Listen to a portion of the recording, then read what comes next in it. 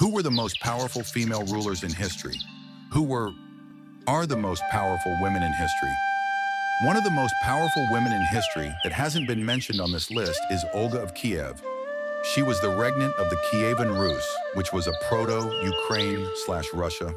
And even though she's a Christian saint, she's not someone to mess with. She became regent after her husband Igor was murdered, and her son was only 3 years old. Under her rule, she began to establish relations with the Christian powers of Europe by converting to Christianity and encouraging her people to do the same, unlike forcing them like some other countries. The Kievan Rus' newfound religious ties established much trade between the Byzantines, HRE, and various Viking groups. She was no pushover either. Multiple suitors wanted to marry the widow so they can take her power. She either buried them alive or lured them into a bathhouse that was burnt to the ground with the suitors in it. During her rule, a tribe known as the Drevlians started an uprising against her. Olga had a grudge towards the Drevlians because her husband Igor was murdered by the tribal leaders and was more than happy to put down their uprising. She came up with a plan to defeat them. She went to the walls of the city and demanded 3 sparrows and pigeons for each house in exchange for a truce. The city complied. But Olga's soldiers attached a piece of sulfur to each of the birds, lit them, and sent them back to their nests in the city.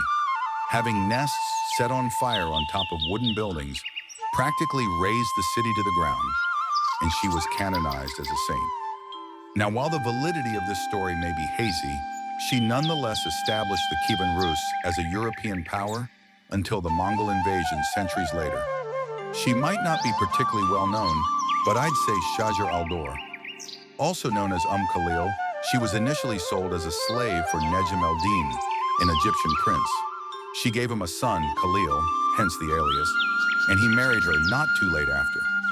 She helped him defeat his enemies and seize the throne from his half-brother, Saif el-Din, who did nothing but drink and mess around. Upon his rise to the throne, Nejm el-Din took the name of al-Saleh Ayyub. Soon after her husband seized rule, however, things went sour. Louis IX of France began an invasion of Egypt, the Seventh Crusade, hoping to conquer it and move on to Jerusalem. Shajar al-Dor's husband became sick and died. Instead of losing hope, she told the people that he was still alive and banned anyone from entering his chambers, excluding the chief doctor. She began running things behind the scenes. With the aid of her husband's chief commander, Fakhr el-Din bin Sheikh el-Shura, she successfully stopped the Seventh Crusade. Not only this, but she also captured Louis IX himself. She later released him to his wife Margaret in exchange for 400,000 livres tournois. Later, she was met with another obstacle.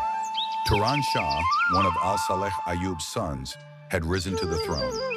Unfortunately, he was much like his father's stepbrother, drinking and replacing important figures with his own incompetent and ineffective people. He was killed in his camp, and Shajar al-Dor became the official Sultana of Egypt, with full power and military support.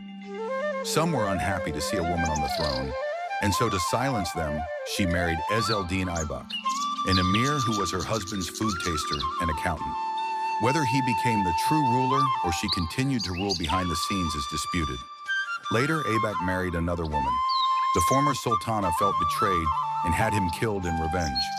After his murder, Aybak's son, Al-Mansur Ali, was installed as sultan by the Mamluks. Shajar al-Dor's popularity protected her from execution, but opponents wanted retribution. Alas, it was then that the sultana met her end. The new sultan's bondmaids stripped Shajar al-Dor and beat her to death with clogs. She was dragged from the citadel and left in the moat for 3 days until a mob came and took the cloth that covered her waist because it was silk. Finally, she was buried in a tomb near the Mosque of Toulon. Shajar al-Dor might have met a bizarre and undeserved end, but her impact was felt for centuries.